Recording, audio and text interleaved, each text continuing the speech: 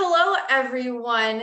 For our webinar series, Worth a Shot on the COVID vaccine, today I'm very honored to have an esteemed guest. Dr. Monica Gandhi is Professor of Medicine and Associate Division Chief of at the Division of HIV Infectious Diseases and Global Medicine at UCSF San Francisco General Hospital. She also serves as the director of the UCSF Center for AIDS Research and the medical director of the HIV Clinic. In addition to being a clinician, a researcher, and a teacher, she is passionate about community outreach and education. Her Twitter messages are messages of hope, education, and inspiration to so many, and an invaluable educational resource to me. So thank you so much, Dr. Gandhi, for joining us today. Thank you for having me. Thank you. So Dr. Gandhi, we really want to help answer questions that the community has about the vaccine and help raise vaccine awareness and work towards building herd immunity and getting a majority of the population vaccinated. And vaccine hesitancy is a huge issue today. People we talk to express concerns that not only are they not convinced that the vaccine is totally safe, but that many people are also concerned that even after vaccination, they still cannot go and hug people or do things outside their bubble. So, especially with the mRNA technology being a new technology, so many people have these questions or concerns. And what would you say to people in my community who are hesitant? Yes, I mean, I would actually say three things about it. One is that the mRNA technology seemed to move really fast, which can give people hesitation, like, how did this happen so fast? But there are three reasons for that. One is that when we used to traditionally make vaccines, you actually had to work with the virus, the live virus. That is really it requires a lot of biosafety hazard. It takes a longer time. It takes special equipment. What happened with this virus is that it was really identified as a coronavirus on January 11th, so only 10 days after the WHO became aware of it. And then it was sequenced by the end of January. So you actually had genetic sequences available for this virus. And then these companies are actually just working with the genetic sequence. They're not using live virus. They don't need special precautions, and they can tweak it as needed. And so it moved it around faster. Second is that these technologies actually had been worked on for the last 10 years since MERS, which was a different coronavirus that caused a pandemic, not even remotely as bad as this. It was very limited, but it still led to this pandemic. And so that technology actually has been wondered about and worked on for other pathogens. It just never seemed necessary because we had the other pathogens. We already have vaccines against them. And then third is that, the whole world came to a screeching halt with this pandemic. It was terrible. And so there was a lot of money, and there was a public-private partnership, and there was a lot of money poured into these companies, and then regulatory requirements, everything moved fast for them. So that's why it got developed so fast. The second thing about vaccine hesitancy, I'd say, is that asking people before the vaccine is out and has been used is different than asking people as the vaccine's coming out and people are taking it and there's a lot of safety data. So people were more worried before, and then now, as we keep on rolling out, people will see how safe they are, which we saw from the trials, and there'll be a longer duration, and hopefully they'll be willing to take it. And then third is what I'd say is we don't actually need everyone to take this vaccine to get to herd immunity. Herd immunity, by definition, does mean that a certain proportion of the population has to be immune. And then the virus is going around, is trying to find someone to infect, and it can't, because there are 70% of people or so have immunity against this virus. And so herd immunity, by definition, will slow it down without everyone being vaccinated. So hopefully we can convince people that they are safe, because the safety and efficacy data has been astounding. But definitely we it's understandable if people still feel worried about it. And I think with time, they'll get more comfortable. Yeah, definitely. And I think also that as the vaccine gets rolled out into the wider public, there's definitely going to be more information and more resources for people to go to if they have any questions or concerns. Exactly. These are so brand new still. I mean, they got approved on December 14th and we're speaking on January 29th. Like they are so new. So yes, I think people will become more comfortable. So, Dr. Gandhi, we hear a lot about the COVID-19 variants, like the Brazilian variant, the South African one. Were these variants expected and should we panic about them? Yeah, that is a great question. So the answers to those are yes and no. So the yes part is, you know, we divide the world into three types of viruses, mainly an RNA virus, DNA viruses, and then what are called retroviruses, where they start out as RNA and then they convert into DNA. I work on a retrovirus, which is HIV. That's my main work. But RNA viruses, their polymerase or how they make copies of themselves is not as stringent, does not have as stringent of a proofreading mechanism as DNA viruses. So it's true that especially, you know, when viruses interface with the host, it is that place where they interface that they even have more mutations occurring. And in this case, it's specifically the spike protein. And that's true of all RNA viruses. And so these were expected. And then just by natural evolution, the variants or the spike protein mutations that maybe make you make that spike protein bind more tightly to the cell will become in favor because they're more fit and they may produce more copies of themselves. However, this was totally expected. We're seeing them now because we started to sequence, and the rate of mutation of SARS-CoV-2 is actually quite low compared to influenza or even compared to SARS, its cousin before in 2002, 2003. So it's not a very fast mutating virus. It's just that it's been transmitting a lot. We clearly have more than 100 million cases worldwide, and obviously likely more because we haven't detected all the cases. So it just has a chance to mutate. So the reason we shouldn't panic, though, is this. Number one, yes, the ones, like you said, they're being named by their cities, but ultimately, or the places where they're from, but ultimately, the best practices in infectious diseases is not to name it after places, but go back to like B117 for the UK variant. But it's true, they're right now called the UK variant, South Africa, Brazil, and there's one in California. And they may be more transmissible. That's only actually been proven for the UK variant. But the fact that they're coming out, it could be they're more transmissible. But the point is that the immune response that's generated against these vaccines is very robust. So we keep on underplaying that the entire spike protein and the part that's called the receptor binding domain is coded for by all these vaccines, whether it be the adenovirus vaccines, the mRNA vaccines. And yes, you get an antibody response that gets produced by B cells, but you also get a really robust T cell response, which is a whole other arm of the immune system, which likely keeps us safe for a long time. And you get B cells. And so it's a very holistic response. And so I do think these vaccines are going to cover these variants.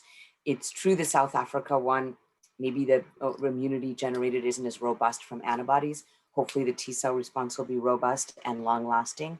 And if not, I just said those mRNA vaccines, you know, the technology is you can just sequence it.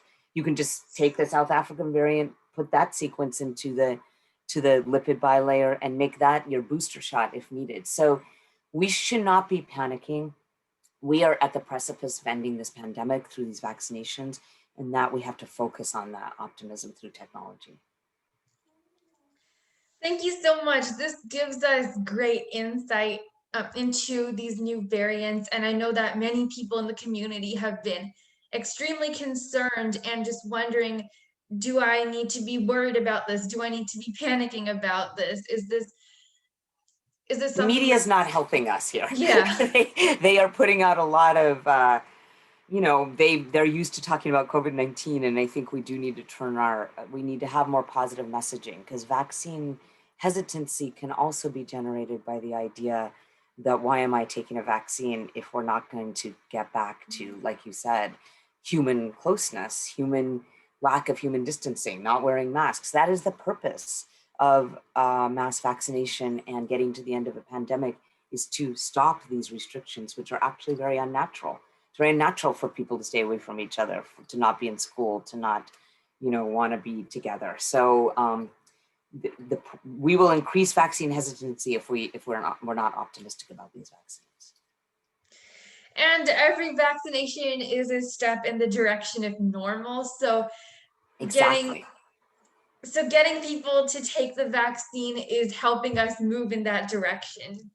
Yes, that's wonderful messaging. I actually haven't even heard that, but I love that. That is perfect, because why would people, subject themselves to a vaccine unless it was going towards the greater purpose of getting out of this pandemic? So exactly right. Thank you. I like that slogan. So, Dr. Gandhi, you have talked about the vaccines being able to code for the entire spike protein of the COVID-19 virus. This kind of relates to the last question, but are the vaccines that we have today effective against these variants? Can you please talk about why that is? And do you think changes will be needed to be made to the vaccines in the future?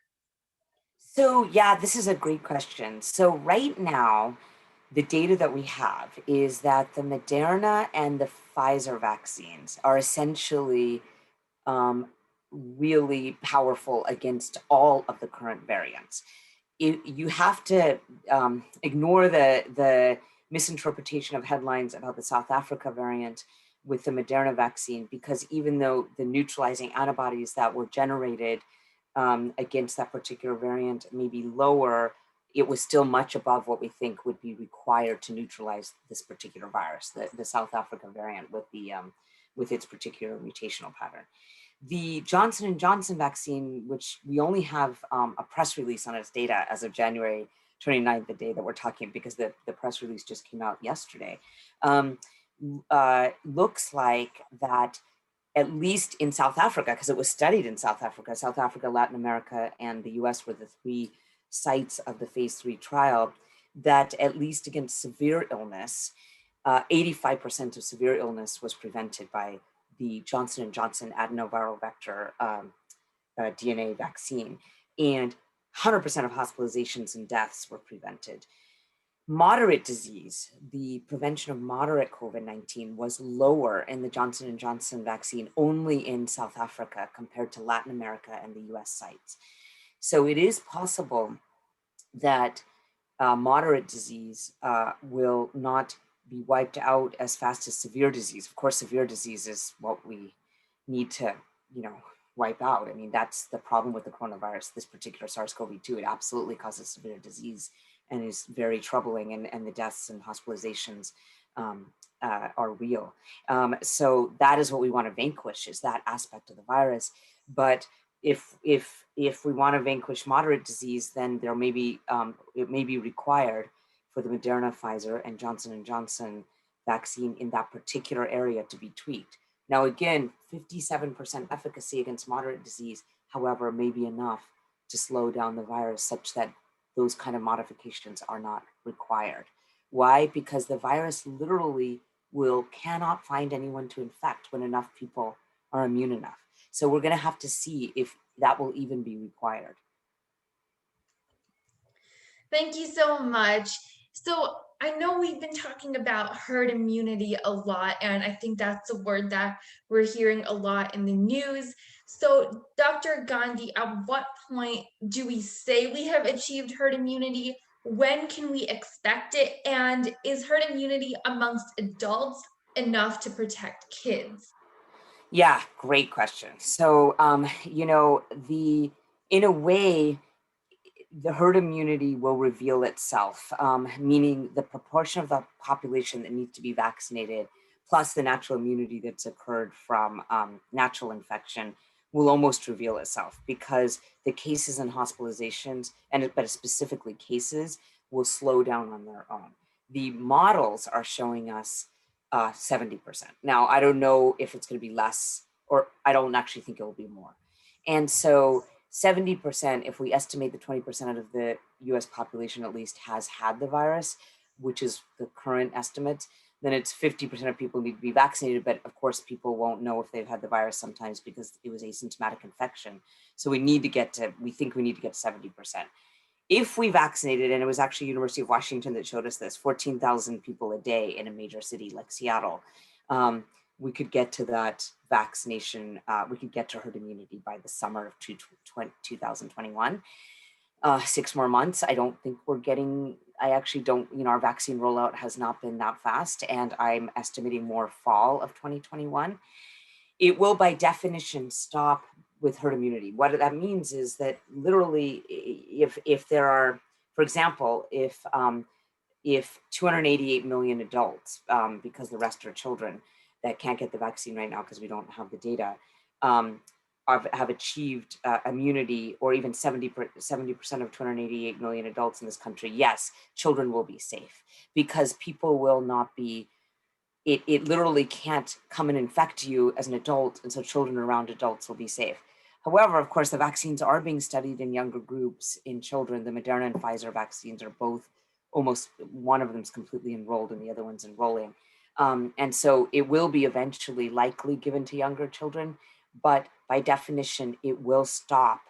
We will reach herd immunity even without children being vaccinated in this country, just because of the proportion of adults and children. I think that's really uplifting to know that that children will be protected when we do achieve herd immunity, because especially for kids have been especially hit hard by this pandemic, and it's just really important for all of us to know that the end of this pandemic is in sight. Absolutely in sight. Absolutely in sight. Start making your plans for fall of 2021. It will happen. Dr. Gandhi, you have discussed this triangle for non-pharmaceutical interventions. Can you please talk about what this means for our community and for opening schools? Yes, this is a great question. So the triangle that I'm representing is one side being masking as a non-pharmaceutical intervention that's important to prevent transmission, one side being distancing, and the third side being ventilation. And the kind of work that you're doing with hand hygiene is in that mix as well. And those three points of the triangle means that if you're in a place with less ventilation, you want to up your mask. That would be, if you're in a place with more ventilation, you can wear a less protective mask. So for example, we are not recommending outdoors people wear double masks because outdoors by definition has that ventilation. So that side of ventilation becomes more important, and the triangle for masking recedes. Inside, especially in places of high transmission and with the variants right now, we're recommending stronger masks. And by stronger masks, it's likely for a surgical and a cloth mask together, or a mask with a filter in between. So cloth and then a filter in between for adults. Why? Because if you have less ventilation, then you want to up that point of the triangle. Places that are more crowded, if you can't maintain 6 feet distancing, then the mask can go up or the ventilation can go up. So it's the idea that schools can keep safe with these 3 non-pharmaceutical interventions. And I think it's quite clear by now, the data on in-person learning and how children have been affected clearly by this lack of social interaction and being in the classroom. And I want people to start thinking that while we're getting to the vaccination campaign and getting a massive vaccine rollout, that it still doesn't mean that without these, the reason for 3 non-pharmaceutical interventions is to be able to open settings safely. So I hope that, yeah, some more schools around this country can be open, because the CDC has really been pushing us in that direction for the last couple of months. And so is the Biden administration. Yes, definitely. I think this triangle is a really great resource for just people who are looking to reopen their settings safely, especially with schools. And I think it just displays that whole idea of how we can keep safe in a really organized way and Yeah, in a way yeah, that makes sense. yes. So thank you so much, Dr. Gandhi, for joining us today. This was really informative and it gave us a great perspective on how we can continue to keep safe and also how we can raise awareness about the vaccine and just not while not being too concerned about all everything that's going on with the new variants. So I think this was really great information for the community. And thank you so much for your time today. Thank you very much for having me.